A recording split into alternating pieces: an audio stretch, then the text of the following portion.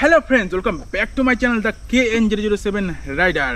বন্ধুরা, আপনারা সব কেমন আছেন? আশা করি সবাই ভালো আছেন। আমি প্রীতম চ্যানেলে প্রথমবার 2024-এ Bajaj Pulsar N160 USD model নিয়ে চলে আসলাম। টাইটেল আর থাম্বনেল দেখে তো আপনারা বুঝতে পেরে গেছেন যে একটা কমপ্লিট রাইড রিভিউ শেয়ার করতে চলেছি। আর 160cc সেগমেন্টে বাইকটা কেনাটা আপনাদের কতটা ঠিক হতে পারে, তো সেটা নিয়ে আজ শেয়ার করব। আর বাইকটা চালিয়ে আমার কতটা অভিজ্ঞতা হলো সেটা নিয়ে আজ আমরা বলবো। চলুন আর বেশি সময় নষ্ট না করে ভিডিওটা শুরু করা যাক। চলুন বন্ধুগণ, আর সময় নষ্ট না করে এবার বেরোবো আমরা রাইডে। এই বাইকের রিভিউ একটা ভিডিও আমি অলরেডি চ্যানেলে পোস্ট করে দিয়েছি। আপনারা যদি ভিডিওটা না দেখে থাকেন অবশ্যই একবার চ্যানেলে যান আর ভিডিওটা একবার দেখে আসুন। আর এবার আসি বাইকের সিট হাইটের দিকে। এখানে আপনারা 795 mm সিট হাইট পেয়ে যাবেন। আর একটা কথা বলি, এখানে যখন আপনি বসছেন সিটটা কিন্তু খুব একটা নরম না শক্ত না, এখানে কমফোর্টেবল। আর বাইকটাকে বসলে সামনের দিকে একটু ঝুঁকে বসতে হয়, কারণ পোর্টি ফিলটা আপনাদের এখানে পাওয়া যায়। এখানে কিন্তু আপনারা নর্মাল হ্যান্ডেল এখানে আপনারা পেয়ে যাবেন। বাইকের নিচের দিকে প্রিমিয়াম কোয়ালিটি কিন্তু পা রাখার জন্য ফুটলেস আপনারা পেয়ে যাবেন। ফুটলেস এখানে আপনি প্রিমিয়াম কোয়ালিটির পেয়ে যাবেন। আর সামনের দিকে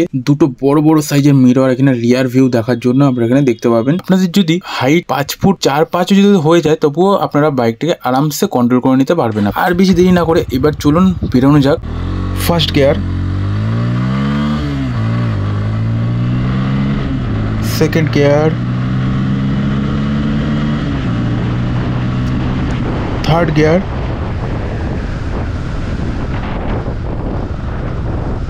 দেখুন আমি আপনাদের একটা কথা বলতে চাই, এই বাইকটা চালিয়ে যে এত মজা, মানে সত্যি কি বলবো, মানে অন্য কোনো বাইকে আপনারা পাবেন না। মানে এতটা স্মুথ, আর কি বলবো বন্ধুরা, দেখতেই তো পারলেন আপনারা যে এখানে আপনারা মিটারটা হয়তো খোলা আছে, তো তাই জন্য আমি কতটা উঠলো, মানে বাইকের স্পিড উঠলো ওটা আমি দেখাতে পারলাম না। এখানে আপনাদের স্পিডটা দেখাতে পারলাম না। তো কতটা তাড়াতাড়ির মধ্যেও 160 ইঞ্জিনেও যে এতটা ফাস্টের কি বলবো। তো চলুন এখন 3 হর্নের সাথে এখন অ্যাক্সিলারেশনটা টেস্ট করা যাক।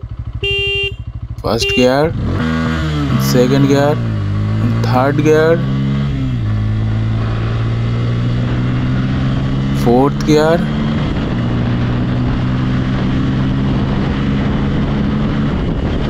ফিফথ গিয়ার,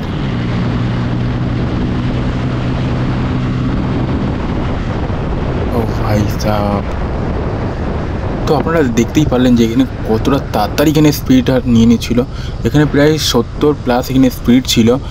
এখানে 100+ তোলা যেত, কারণ সামনে দেখতে পাচ্ছেন এখানে যে গরু বাছুরটা এখানে রয়েছে, তো তাই জন্য আর বেশি রিস্ক নিলাম না, বাইকটা স্লো করে দিলাম। আর বাইকটা তো এতক্ষণ রাইড করলাম কিন্তু ভাইব্রেশনটা কিন্তু অতটা বুঝতে পারলাম না।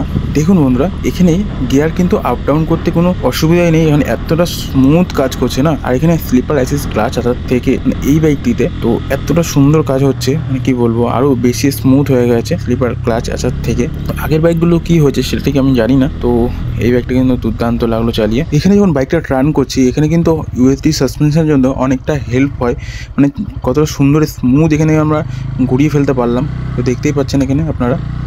আচ্ছা, বাইকের সম্বন্ধে তো অনেক কিছু বললাম, এবার চলুন বাইকের ফ্রন্ট ব্রেকটা টেস্ট করা যায়। একটু স্পিডটা তুলে নিই, তো তারপরে আমরা এখানে ব্রেকটা মেরে একটু টেস্ট করবো। চলুন। ও ভাই সাহেব, ফ্রন্ট ব্রেকটা সত্যি অসাধারণ। বন্ধুরা, এখানে ABS এর কাজটা তো আপনারা দেখতেই পারেন, এখানে কোনো চাকা স্কিড খেলো না, এখানে কিন্তু গতিটা আস্তে আস্তে কমিয়ে দিল। এখানে এটাই হচ্ছে anti lock braking system, ABS এর কাজ এটা।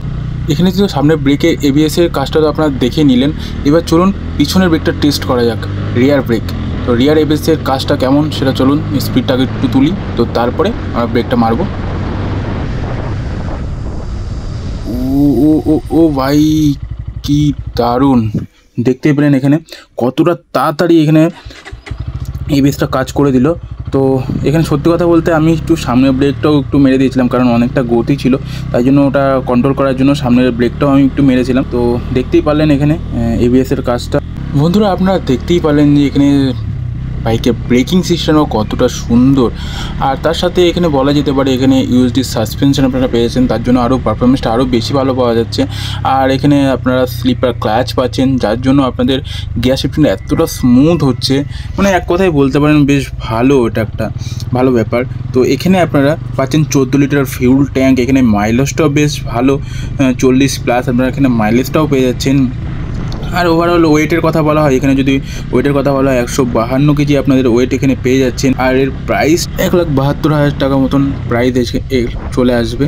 তো সব মিলিয়ে সব দিক থেকে দেখতে গেলে বেশ ভালো বাইকটা বলতে গেলে। আচ্ছা, আমি তো আপনাদের সব কিছুই বাইকের সম্বন্ধে বলে দিলাম অলরেডি। তো আপনাদের কাছে বাইকটা কেমন লেগেছে কমেন্টে কিন্তু জানাতে ভুলবেন না, অবশ্যই কিন্তু কমেন্টে জানিয়ে দেবেন একবার।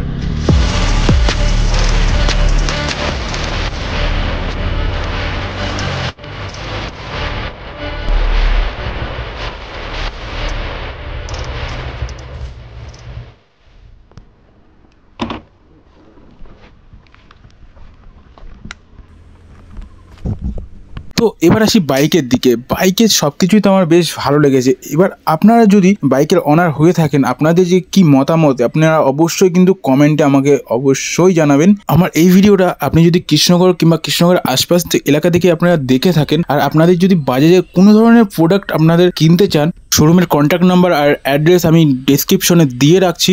আপনাদের যদি মনে হয় শোরুমে ভিজিট করুন, আর আপনার ড্রিম আপনারা কমপ্লিট করে ঘরে নিয়ে যান। আমার এই ভিডিওটা কেমন লেগেছে অবশ্যই কমেন্টে জানিয়ে দিয়ে যাবেন। আর আপনারা যদি নতুন হয়ে থাকেন চ্যানেলে, তাহলে লাইক কমেন্ট শেয়ার করে সাবস্ক্রাইব করে দিয়ে যাবেন, আর অনেক বেশি বেশি শেয়ার করুন ভিডিওটাকে। আর আজকের মতন ভিডিওটা আমি এখানেই শেষ করছি। তো দেখা হবে নেক্সট ভিডিওতে। চলো টাটা, সবাই ভালো থাকবে।